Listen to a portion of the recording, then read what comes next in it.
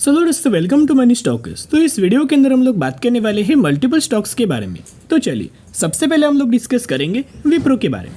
तो जहां हमें विप्रो के अंदर करीब 3% तक का दोस्तों गिरावट देखने को मिला एंड कहीं ना कहीं 557 रुपीज़ के आसपास हमें विप्रो के अंदर क्लोजिंग नज़र आ चुकी है।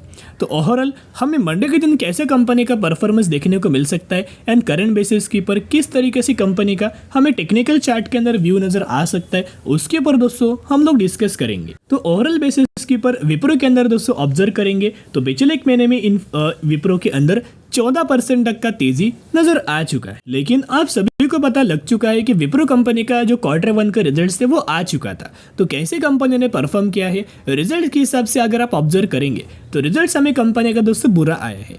कुछ पैरामीटर के अंदर हमें ग्रोथ आया है, कुछ पैरामीटर के अंदर हमें फॉल आया है। तो मार्केट क्या एक्सपेक्ट करके चल रहा था, चलिए डिस्कस करते। तो मार्केट के जो एक्सपेक्टेशंस हमें निकल के आ रहे थे वो अभी आ चुके हैं। तो इस हिसाब से हम लोग प्रिडिक्ट करके चल सकते कि कैसे कंपनी का फर्दर हमें परफॉर्मेंस निकल के आएगा। देखिएगा आपके सामने डेटा मैंने ओपन किया है जून 2024 यानी कि Q1 का ही रिजल्ट हम लोग डिस्कस कर रहे हैं, जहां अर्निंग पर शेयर के अंदर मार्केट एक्सपेक्ट कर रहा था 5.69 एंड कंपनी के द्वारा दोस्तों रिपोर्ट किया गया 5.73, जिसके अंदर 0.77% तक की ग्रोथ हमें देखने को मिला हुआ है। यानी कि मार्केट का जो एक्सपेक्टेशंस था अर्निंग पर शेयर के अंदर ये फुलफिल किया गया।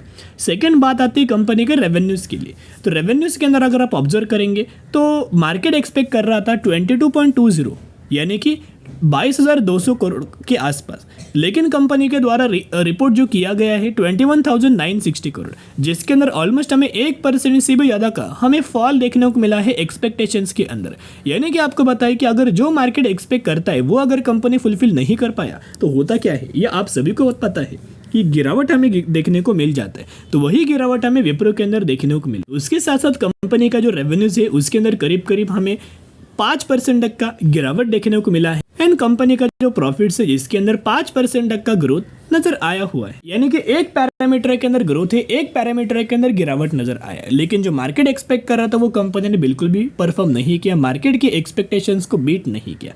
उस हिसाब से विप्रो का जो ADR वर्जन है जो कि न्यूयॉर्क स्टॉक एक्सचेंज के अंदर लिस्टेड है, अमेरिकन मार्केट के अंदर लिस्टेड है, उसके अंदर करीब विप्रो के अंदर 12% तक का दोस्तों गिरावट नजर आया।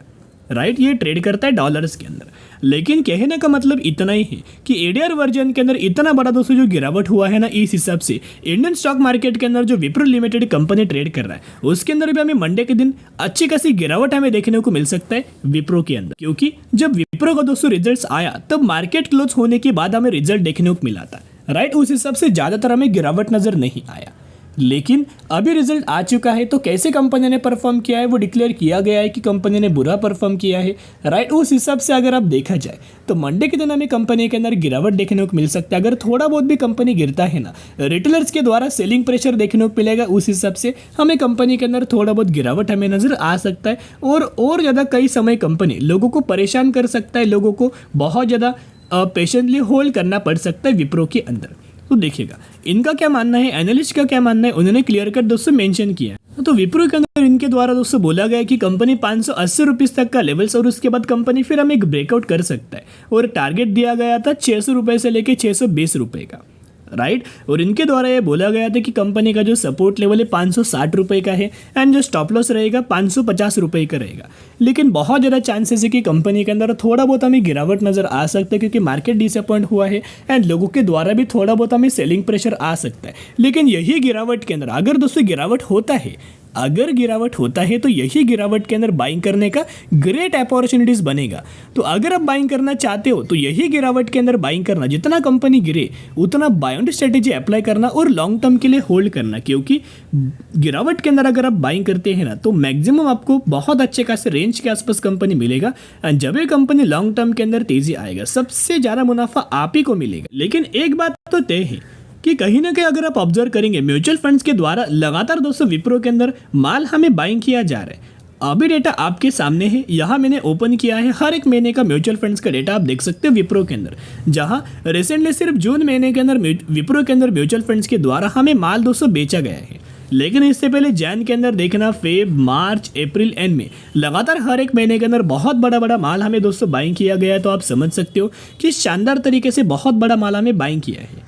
तो कहीं ना कहीं रिसेंटली थोड़ा बहुत हमें माल दोस्तों बेचा गया है। लेकिन क्या है ना, इनका बाइंग सेलिंग दोस्तों चलता रहता है, लेकिन end of the long term views हिसाब से अगर आप ऑब्जर्व करके चलेंगे तो विप्रो कंपनी एआई के अंदर भी काम कर रहा है, आर्टिफिशियल इंटेलिजेंस के अंदर भी काम कर रहा है। तो लंबे समय के अंदर जो भी कंपनी एआई के अंदर काम करेगा ना, वो कंपनी को मल्टीपल रिटर्न्स मिलेगा, और कंपनी को अगर फायदा मिलेगा तो जरूर इसका रिएक्शन आपको चार्ट के अंदर देखने को मिलेगा और इनके शेयर होल्डर्स को भी बहुत शानदार तरीके से मुनाफा मिलेगा। अभी बात आती है कंपनी के टेक्निकल चार्ट के ऊपर, राइट। तो करंटली कंपनी का जो टेक्निकल चार्ट आपको दिखाई दे रहा है, ब्रेकआउट लेवल के ऊपर हमें कंपनी विप्रो करंटली ट्रेड कर रहा है। देखिएगा, ये कंपनी का इंपॉर्टेंट रेजिस्टेंस लेवल था, इसी लेवल्स के ऊपर कंपनी रेजिस्टेंस हमें पिछले 2 बार लिया था। उसके बाद कंपनी रिसेंटली यही लेवल्स के ऊपर होल्ड किया एंड रिसेंटली कंपनी ने दोस्तों ब्रेकआउट किया हुआ था, लेकिन दोस्तों रिजल्ट्स क्या हुआ, अभी बुरा आया। उस हिसाब से अगर आप ऑब्जर्व करेंगे, जो बड़ा कैंडल आपको दिखाई दे रहा है ये फ्राइडे का कैंडल है, राइट। तो कहीं ना कहीं अगर आप ऑब्जर्व करके चलेंगे तो ये बहुत ज़्यादा बेयरिश कैंडल बन चुका है, तो थोड़ा बहुत हमें कंपनी नीचे आ सकता है, या फिर यही लेवल्स के ऊपर कंपनी क्या है ना 2 से 3 सिनेरियो बन सकती है। एक तो कंपनी के अंदर यही लेवल्स के ऊपर कंपनी कंसोलिडेट कर सकता है, राइट, होल्ड कर सकता है, या फिर यहाँ से थोड़ा बहुत नीचे कंपनी आ सकता है और यही लेवल्स के ऊपर हमें कंसोलिडेट कर सकता है। तो जैसे जैसे कंपनी गिरावट के अंदर मिले वैसे वैसे बाय ऑन स्ट्रेटेजी अप्लाई करना, एंड क्योंकि लॉन्ग टर्म के लिए जो टारगेट हमें दिया है ना ब्रोकरेज फर्म के द्वारा 750 रुपये का दिया हुआ है, राइट। तो म्यूचुअल फंड्स भी लॉन्ग टर्म के लिए होल्ड करते हैं, बाइंग करते हैं, एफआईआईस भी एंड डीआईएस भी लॉन्ग टर्म के व्यू रख के ही ये लोग बाइंग करते हैं। अभी कई सारे लोगों को ये पॉइंट नेगेटिव लग रहा होगा कि कंपनी अभी डूब जाएगी, बर्बाद हो जाएगी, लेकिन दोस्तों कोई बात नहीं, अलग अलग लोगों का अलग अलग व्यू होता है। जो लोगों को पता है कि विप्रो कंपनी पास्ट में कैसा था, वो लोग जरूर कंपनी के अंदर गिरावट के अंदर बाइंग करेंगे, लेकिन जो लोगों को पता है पास्ट में क्या था, लेकिन उनको ऐसा लग रहा है स्टडी करने के बाद कि कंपनी आने वाले फ्यूचर में रिटर्न नहीं देगा, तो उनकी बात भी सही है, राइट। अलग अलग लोगों का अलग अलग व्यू होता है।